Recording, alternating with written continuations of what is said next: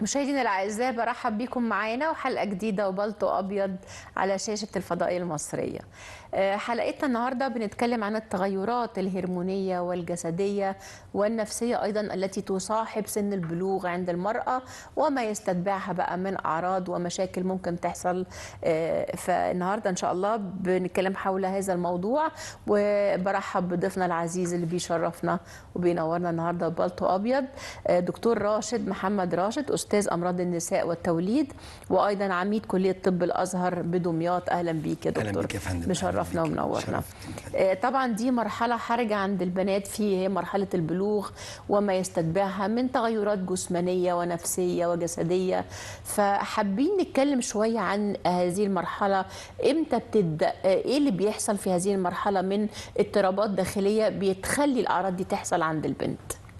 بسم الله الرحمن الرحيم. أرحب بحضرتك وبالسادة المشاهدين. أهلا بك. وأتمنى لهم استفادة من المعلومات اللي احنا هنقدمها إن شاء الله. احنا بنقول دايما إن البنت عبارة عن مراحل عمرية متكررة. أيوة. يعني البنت غير الولد يعني بيبلغ في بعد سن البلوغ. انما البنت بتمر بمراحل هرمونيه. بتبدا الاول، لو اتفقنا كده مبدئيا ان كل 10 سنين في البنت هم مرحله عمريه مختلفه. أيوة. يعني من اول ما تتولد لغايه 10 سنين ده مرحله عمريه، وبعد كده كل 10 سنين مرحله عمريه مختلفه. فلو احنا اتفقنا ان بدايه سن البلوغ اللي في مصر حاليا اتقدمت شويه، يعني احنا كنا بنقول زمان ان سن البلوغ من 13 14. لا الوقت الحمد لله يعني بنشوف في بنات الوقت عند 9 سنين و10 سنين و11 سنه. واحنا برضو بنطمن الامهات ان سن البلوغ نزل شويه فما نقلقش. طيب هو ايه اللي بيحصل في سن البلوغ، او ازاي البنت بتتحول من طفله لانثى؟ اول حاجه الغده النخاميه بتبدا تفرز بعض الهرمونات بسبايكس، يعني امبلس، يعني بتدي موجات بسيطه كده. يبدا في خلالها الفتره دي كلها تتحول في فترة سنة أو 2. التحور ده بيجي من سنة 2 أو 3 لغاية بيبدأ الأول بحاجات معينة. بيبدأ بالهرمونات، والهرمونات تبدأ تشتغل على الغدة النخامية. لما بتطلعها بتبدأ تشتغل على الرحم وعلى المبايض وعلى الحاجات دي كلها.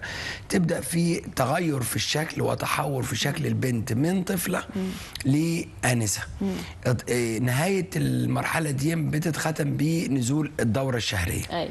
طيب عندي حاجة اسمها سن بلوغ مبكر، ده لازم برضو نتكلم عنه. وعندي حاجة اسمها سن بلوغ متأخر. وعندي حاجة اسمها عدم وجود طمس أولي. يعني في بنت هيجي لها الدورة بدري شوية، دي بدري عن 8 سنين أو 9 سنين أو 6، ده وده قليل ونادر كتير يعني. إنما سن البلوغ المتأخر، يعني لو البنت عندها 13 سنة استنى لغايه 14.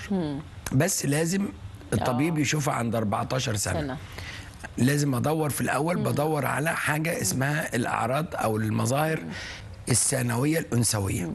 هو صحيح يا دكتور ان البنات في الشرق بيحصل لهم مرحله البلوغ بدري شويه عن مثلا اوروبا عشان الجو وكده. عشان الجو. واحنا كمان احنا بنقول ان برضو في مصر احنا كنا زمان قوي احنا طلبه كان بنقول 13 14. لا ممكن 9 سنين دلوقتي. ليه؟ نتيجه لحاجتين. واحد، الجو في مصر بقى حر شويه، درجات الحراره قلت شويه، وفي نفس برضو التغير النمطي في الغذاء. فبرضو ده من ضمن الحاجات اللي اثرت على مفهوم ان الدوره ممكن تيجي بدري شويه. طيب لو البنت جالها عندها 14 سنه ولسه ما جالهاش الدوره دي، لازم تتعرض على الطبيب. وعايزين هنا ننوه لمشكله كبيره جدا، ان احنا بنقول ان ذهاب البنت للطبيب مش عيب، ولا هو ضد الاخلاق ولا ضد المجتمع. بالعكس، اما يبقى في مشكله اشخصها بدري، اعالجها بدري، البنت طبعا هتستفاد. لان في ناس كتيره بتتاخر في يعني ان البنت تروح للطبيب، ما بين كسوف وما بين حاجات برضو معتقدين ان هي حرام ان البنت تتكشف على طبيب او تتكشف كده، او يعني ليه البنت تروح للطبيب؟ لا، البنت تروح للطبيب في حاجات كتيره جدا. ليه احنا بنتكلم على الانسات يعني. لطبيب النساء والتوليد تروح في حاجات كتيره جدا. طيب لو البنت جات لي عندها 14 سنه واتلقيت عندها الاعراض الانثويه الثانويه، فبالتالي ده ما يقلقنيش، فبستنى ممكن لغايه 16 سنه بس. وهنا بتعمل لها تحاليل؟ لازم نعمل لها طبعا. لازم اول حاجه لازم بتاكد من اللي هو المظاهر الثانويه اللي هي بتبقى عباره عن يعني الشعر في منطقه البيكيني، التغيرات الجسمانيه، الثدي اخباره ايه، وبنعمل موجات فوق صوتيه على الحوض. لو لقينا ان الرحم بتاعنا كويس وكله كويس خلاص مفيش مشكله. لكن لو كان بقى مفيش التغيرات اللي هي الجسمانيه، لا دي لازم بقى نبدا نفحص ونبدا نعمل تحليل هرمونات ونبدا ناخد التاريخ المرضي بتاع العيله، وبعد تحليل الهرمونات كمان ممكن نضطر ان احنا نسحب او نعمل حاجه اسمها كروموزومات، تحليل الجينات، لان احنا عندنا مثلا عندنا كروموزومات البنت حتى من بره بتبقى شكلها جميل جدا وفي نفس الوقت عندها خلل كروموزومي. او مثلا ممكن البنت يكون عندها الحاجات اللي هي المظاهر الثانويه ما بين ثدي وما بين شعر في البكيني وتحت الابط، وكل المظاهر الثانويه موجوده بس عندها رحم طفيلي. فبالتالي لا لازم نعمل موجات فوق صوتيه، لازم ناخد الموضوع. في بعض الاحيان البنت بيجي لها الدوره بس ما بتنزلش، ودي حته مهمه عايزين ناكد برضو بيها او نفهم الناس فيها، ان في ناس كتيره فاهمه ان غشاء البكاره بتاع البنت المفروض يكون مسدود تماما. لا طبعا هو لو مسدود في تماما، في حالات مش موجود الشكل ده. لا لو مسدود تماما هو ربنا سبحانه وتعالى خلق الغشاء البكاره ده باشكال كتيره، ما بين هلالي وما بين غربالي وما بين وجود هذه الفتحات البسيطه مهمه عشان بينزل الدوره. في بعض الأحيان بيبقى عندنا حاجة اسمها انسداد خلقي في فتحة غشاء البكار، وده بيخلي البنت 15 سنة 16 سنة وما جالهاش الدورة. طب هنا هنقلق، طب راحت للطبيب بنتلاقي ايه بقى؟ ان البنت بكل سنة كل شهر بتقول لوالدتها ان انا بيجي لي مغص كل شهر في ميعاد معين. هنا بقى الدورة بتنزل عادي خالص وبتتراكم، لا تصرف. بس ده خطر جدا اعتقد. بتتراكم شهر ورا شهر ورا شهر ورا شهر لغايه لما الدم الاول يتراكم في المهبل، ثم بعد ما يتراكم في المهبل بيتراكم في الرحم ويبدا الرحم يكبر. اخد بال حضرتك؟ يعني في اوقات كتيره جدا بننزل كميات دم مهوله جدا، والدم ده بيتحول الى من اللون الاحمر للون اللي هو زي الشوكليت، يبقى اللون البني الداكن. فلازم اعمل سونار.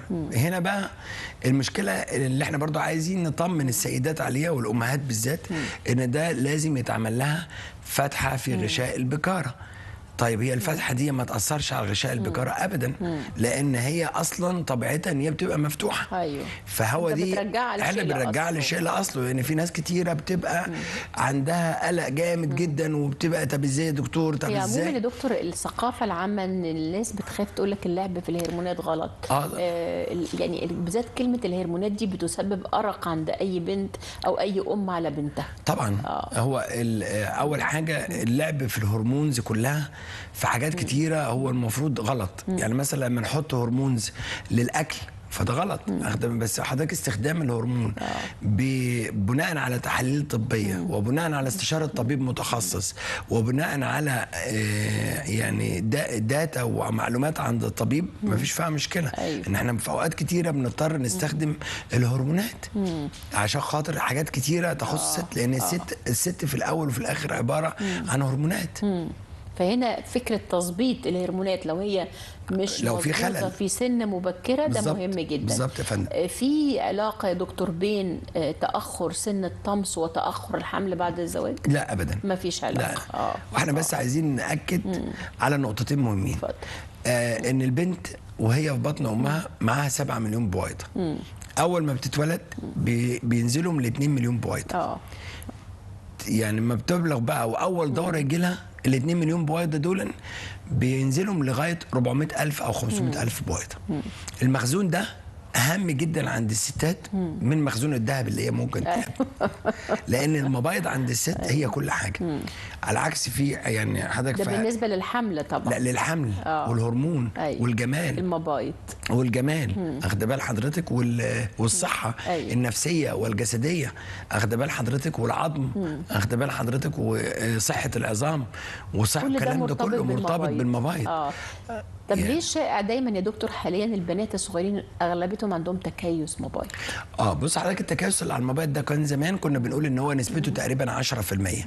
لا، والوقت النسبه زادت، بس حاجتين احنا عايزين نقول ان التكيس على المبايض ده في جزء جيني وفي جزء مكتسب. الجزء الجيني اللي هو حضرتك ان امها عندها تكيس على المبايض، خالتها، عمتها، في حد في العيله عنده تكيس على المبايض، يعني في وراثه في الموضوع، جزء كبير وراثي. تمام. طيب نيجي بقى حضرتك ايه بقى اللي حصل؟ تغير نمط الغذاء ونمط البنات في مصر. ازاي؟ اول حاجه الاكل بالليل.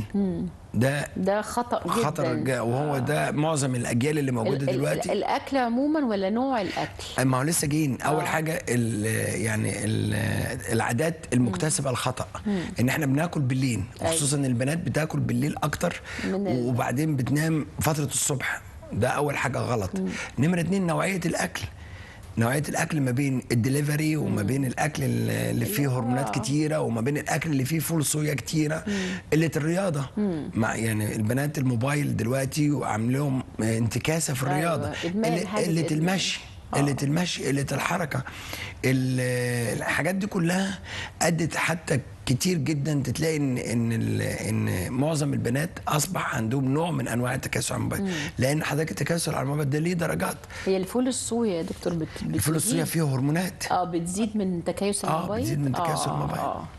طبعا حضرتك يعني الاكلات الحاجات اللي هي كلها السبايسي والصوصات والحاجات دي كلها. احنا بنقول دايما في سن البلوغ لابد ان الامهات تحاول بقدر الامكان توجه بناتها للاكل الصحي ونوعيه ونظام الاكل. لابد ان انا افطر الصبح واركز على البروتين، واركز على اللبن، اركز على البيض، اقلل من الاكل اللي بره البيت، اقلل من الاكل اللي فيه نوعيات كتيره، اللي هي الحاجات اللي هي حضرتك عارفاها، اللي هي الفراخ الكتيره، الحاجات السبايسي، الحاجات اللي فيها صوص. يعني هنا حضرتك تنصح بالاكل الطبيعي، اميل الى الاكل الطبيعي. طبعا هو ده الصح للبنات والولاد ولنا ولكل الاعمار ولكل الناس.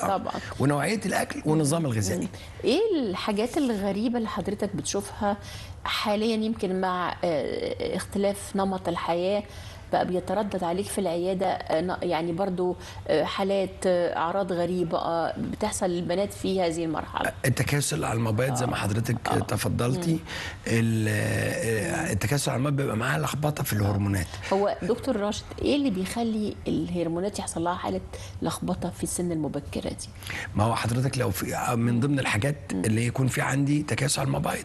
التكاسل على المبايض ده لو هو من الدرجة الثالثة بيبقى معاه كل أنواع لخبطة الدورة. بيبقى معاها حضرتك ممكن الدوره تيجي شديده، ممكن الدوره تيجي نقط، ممكن الدوره ما تجيش، ممكن لو جت تيجي بنزيف. اخد بال حضرتك؟ هنا الكشف لو اثبت ان في تكيس مبايض لازم تتعالج. يتم لازم طبعا لازم تتعالج. والعلاج هنا بيكون عن طريق جراحه ولا لا مفيش جراحات خالص خالص. لا، احنا لا نحبذ التدخل الجراحي ولا التدخل العنيف مع المبايض. يعني حتى مع المناظير، السيدات اللي هي المتاخرات في الحمل لما بنوجههم ان هم نعمل منظار بطن عشان خاطر التكيس على المبايض، كنا زمان بنقول ان بنعمل حاجه اسمها كوي لهذه التكيسات. ما عادش الكلام ده دلوقتي او بنقلله. يعني كنا زمان بنعمل 4 فتحات كده في المبيض عشان يبدا يطلع البويضات. لا، الكلام ده بقوا 2. العلاج دوائي يا دكتور؟ العلاج دوائي في معظم الاحيان. العلاج الجراحي ده بنلجأ له بعد ما نستكمل العلاج الدوائي ونمشي فيه شويه. في بعض السيدات بتيجي بيبقى برضو عندهم مفهوم خطأ في لخبطة الدورة. يعني ايه؟ يعني بنت جالها عندها 14 سنه جالها الدوره، في اوقات بتيجي اول دوره دي بنزيف. اخد بال حضرتك؟ في بعض الاحيان لا، مش محتاجين علاج هرموني، محتاجين ان احنا ندي لها حاجه للانيميا، ومحتاجين ندي لها حاجه تقوي الشعيرات الدمويه ايا كان. طيب في بعض السيدات بتجيب بنتها تقول لك انا بنت جالها الدوره الشهر اللي فات او من 6 شهور وما جاتلهاش تاني، ده طبيعي. لسه ما حصلش فيه تناغم ما بين الغدد والرحم.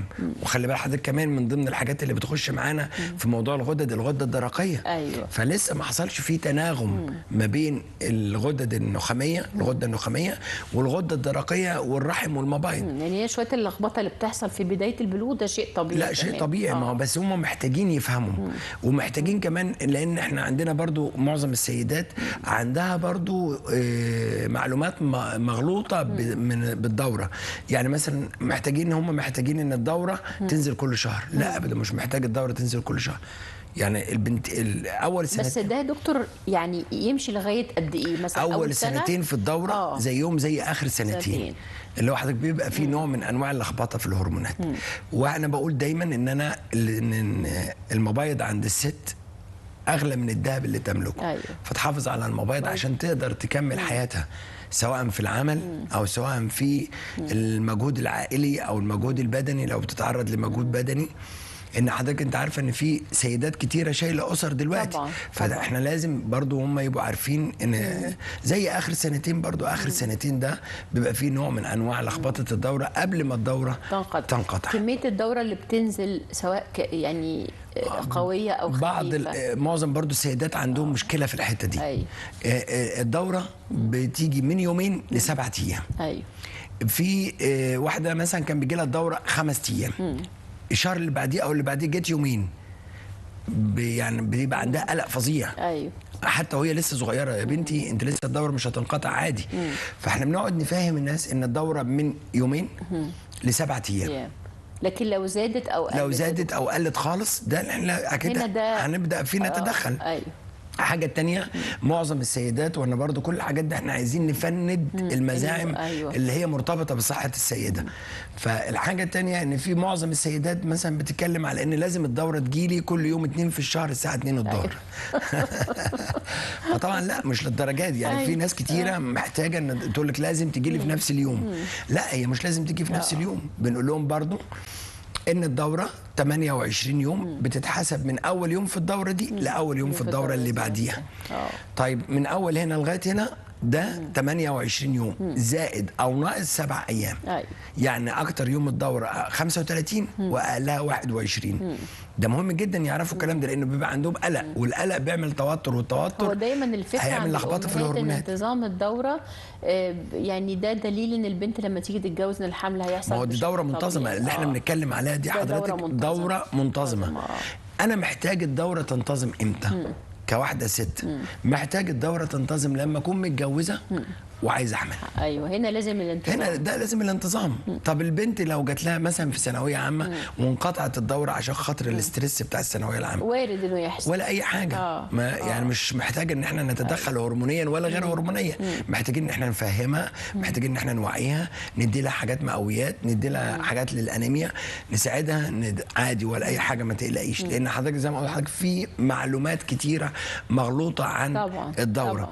طبعا. وده برضو حضرتك بيخلينا نقول ان المعلومه الصحيحه لما توصل للناس هتستفاد منها، ان هي لا، الموضوع ده طبيعي عادي، ما فيش مشكله خالص. بس تمام. لو رحنا للنقيض بقى دكتور، اللي هي في مرحله انقطاع الدوره، وطبعا الاضطرابات اللي بتحصل للسيدات في هذه المرحله باختلاف بقى الاضطرابات دي وشدتها من امراه الى اخرى. تمام. فحابين نعرف ايه اللي بيحصل في المرحله دي. احنا قلنا في اول اللقاء ان في معانا 500,000 بويض. فاحنا قلنا لازم نحافظ عليهم. يعني بنقول ما فيش داعي لاي منشطات. انا لسه متجوزه من شهر او 2، مفيش داعي خالص ان انا اخد منشطات وابدا، لان حضرتك المنشطات دي بتقلل مخزون التبويض فيما بعد. فانا يعني في ستات كتيره، وده برضو بننصح كل البنات المتزوجين حديثا، ما فيش داعي خالص ان انا اروح للطبيب بعد شهر او 2 أو 3 واخد منشطات. احنا عايزين سنه. السنه دي اول حاجه يعني الزوج جاي من بيئه مختلفه، والزوجه جايه من بيئه مختلفه، بيت مختلف وبيئه مختلفه، طباع مختلفه، حاجات كتيره مش مشتركه ما بينهم، حتى مش هتبقى ظاهره ايام الخطوبه وايام اللي هو الكلام المعسول. فخلينا ناخد سنه نجرب بعض، وده لما ناخد سنه هيقلل المشاكل اللي حضرتك شايفاها منتشره في فترة الألفة اللي بتحصل وكلام من ده، قبل ما أبدأ أجري على موضوع إن أنا أحمل وأخلف وكل الكلام. يعني هو بطبيعة السيدة إنها مجرد ما بتتزوج بيبقى على طول فكرة الحمل أول خاطر. هو طبعا عشان خاطر ربنا سبحانه وتعالى زارع في الستات موضوع الأمومة، إنما الراجل بطبعه كائن وحيد. أخد بال حضرتك؟ وده اللي مخلي إن ربنا سبحانه وتعالى محافظ على النوع لغاية دلوقتي. فآخر 2-3 في الدورة بيبدأ يحصل فيه مرحلتين، مرحلة ما قبل انقطاع الدورة ومرحلة انقطاع الدورة وما بعدها. المرحلة اللي قبل انقطاع الدورة دي بتاخد لها برضو 2-3 تبدأ الهرمونات موجودة بس قليلة. أخد بال حضرتك؟ الاستروجين هو الأهم بقى في المرحلة دي. الاستروجين ده احنا بنسميه هرمون الجمال. أخد بال حضرتك؟ اللي هو مسؤول عن حاجات كتيرة بتاع بيبدأ يقل بالتدريج بس موجود. الشوية اللي موجودين دول بيخلينا نمشي 1 و2 و3 لغاية لما الموبايل توقف وظيفة إنتاج هرمون. زي ما احنا قلنا ان احنا عندنا وظيفتين، عندنا انتاج هرمونات وعندنا انتاج مبايض، انتاج بويضات. فبالتالي ده مخلينا ان احنا نقول ان الهرمونات هتبدأ تقف. طيب المرحلة دي محتاجة ايه؟ المرحلة دي محتاجة قبل ما الهرمونات تخلص ان انا محتاجة اخد فيتامين دي، مهم جدا، اخد كالسيوم، العب رياضة. طب الرياضة مش ميسرة لكل الناس، مش كل الناس عندهم اشتراك في النادي. امشي كل يوم نص ساعة، اتحرك كتير، اقلل وزني بقدر الامكان. اخد بال حضرتك؟ ابعد عن الاكل الحاجات اللي بتحبس المية في الجسم. في حاجات معينة في الاكلات، حاجات بسيطة جدا زي الموز، اخد بال حضرتك؟ في فيتامين اي، وفي حاجات تانية تساعد على المود، ان هي حاجات طبيعيه زي مثلا اعشاب المرمريه. هي يعني احنا الحمد لله يمكن في مصر بدات الناس تعرف اعشاب المرمريه كتير في السنوات الاخيره، انما دايما اعشاب المرمريه دي كانت مرتبطه طبعا بفلسطين الحبيبه، ومرتبطه بسوريا، ومرتبطه بكل الناس دي، موجوده في كل مكان بس بقت الحمد لله هي موجوده من زمان، بس الناس بقت اوير بيها. يعني بقت هي هو عندها دايما في سؤال يا دكتور، ان في المرحله دي ما قبل انقطاع الطمس معظم السيدات بتقول لك انا شكل جسمي اتغير، بطني بقى عندي بطن كبيره، معالم جسمي اتغيرت. ايه اللي بيحصل بالنسبه ما هو احنا قلنا الهرمون الاستروجين هو اللي مسؤول عن كل النواحي دي كلها. حتى لما انا اخد كالسيوم وفيتامين دي وحاجات زي كده، لو انا ما خدتهاش في وجود هرمون الاستروجين هو اللي مسؤول عن امتصاص الكالسيوم من الامعاء يدخلها في العظم. طب انا لو ما خدتش في الفتره دي ولسه عندي استروجين هيبقى هشاشه عظام، هيدخل في هشاشه عظام. اخد بال حضرتك؟ طيب الموضوع ده فيه اعراض كتيره جدا. يعني زياده الوزن شويه اللي بتحصل في المرحله دي سببها سببها الهرمونات. الحاجه الثانيه وبرضه قله الحركه وقله الرياضه وقله المشي. الاعراض دي حضرتك بتشمل حاجتين، اللي هي حضرتك مرحله انقطاع الدوره قد تشمل لغايه 150 عرض. اخد بال حضرتك؟ اللي هي مرحله البي ام اس دي ده بتشمل حوالي 150 عرض. وحاجات كتيره بتروح وبتختلف من مرأة لاخرى، بتختلف طبعا، الحبات الحراريه يعني حضرتك وفي حاجات ناس كتيره بتروح للبطنه، لامراض الباطنه، راح تكشف لان هي مش لاقيه سبب، او بتروح لمخ واعصاب مش لاقيه سبب، ما عادتش بتنام، النوم بقى متقطع.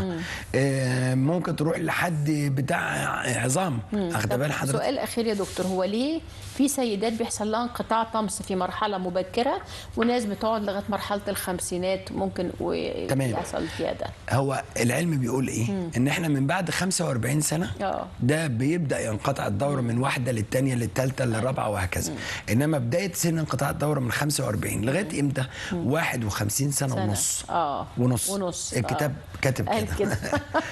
طيب اشكرك يا دكتور، شكرا جزيلا، ويعني شرفتنا ونورتنا، وحاولنا نفهم بعض الالغاز اللي بتحصل لنا واحنا ما بنبقاش فاهمين سببها ايه. دكتور راشد محمد راشد، استاذ امراض النساء والتوليد، اشكرك شكرا جزيلا، واشكر كل الساده المشاهدين، ونتمنى نكون ان هم استفادوا يا رب، وان شاء الله نلتقي في حلقه جديده وبلطو ابيض. شكرا.